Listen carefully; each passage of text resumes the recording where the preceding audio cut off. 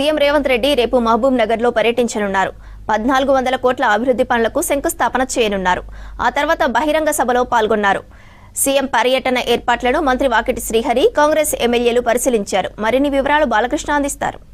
మహబూబ్ నగర్ జిల్లాలో సీఎం రేవంత్ రెడ్డి పర్యటించబోతున్నారు. ఇందుకోసం పెద్ద ఎత్తున అభివృద్ధి కార్యక్రమాలకు శ్రీకారం చుట్టబోతున్నారు.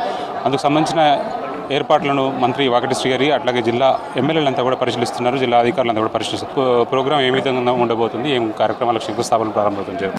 ఈ ప్రాంత బిడ్డ, మనందరి ప్రియతమ నాయకుడు, అభివృద్ధి అంటే ఏ విధంగా ఉండాలో అని పాలమూరుకి రుచి చూపించిన వ్యక్తి, 100% ప్రతి నియోజకవర్గంలో కూడా 1000 కోట్లకు తగ్గకుండా అభివృద్ధి కార్యక్రమాలు ఇచ్చి ఈరోజు ఉమ్మడి జిల్లాలో ఒక గుండెకాయ లాంటి పాలమూరుకు 1400 కోట్ల రూపాయల అభివృద్ధి కార్యక్రమాన్ని తీసుకొని వచ్చి రేపు శంకుస్థాపన చేయబోతా ఉన్నారు.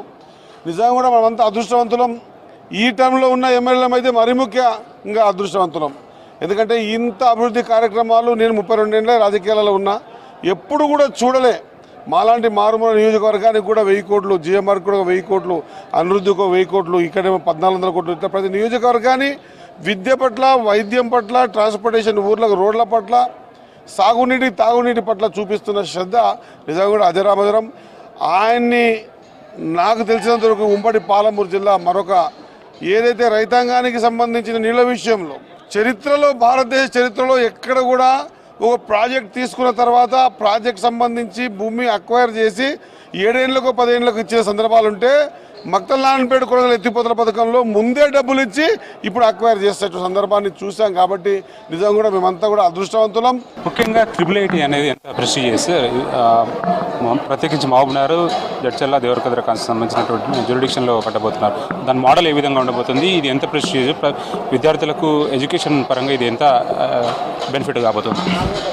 ఒక జాతీయ స్థాయి ఇన్స్టిట్యూషన్ ఒక ప్రాంతానికి తెస్తే ఆ ప్రాంతం మొత్తం కూడా అభివృద్ధి అవుతుంది, వాళ్ళ ఆలోచన సరళి మారుతుంది అన్న లక్ష్యంతో ఉమ్మడి పాలమూరు జిల్లా అంటేనే సరస్వతీపుత్రుల నిలయం. కానీ ఎటువంటి ఉన్నత చదువులు చదువుకునే అవకాశం గత పాలకులు చేయలే.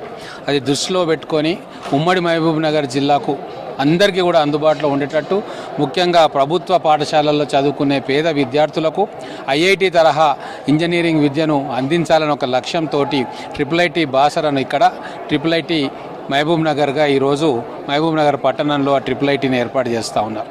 కొన్ని వేల మందికి భవిష్యత్తులో ఒక అత్యున్నతమైన విద్యను అందించడానికి 100 కోట్ల రూపాయలతోటి ఆ శంకుస్థాపనను రేపు చేయబోతూ ఉన్నారు.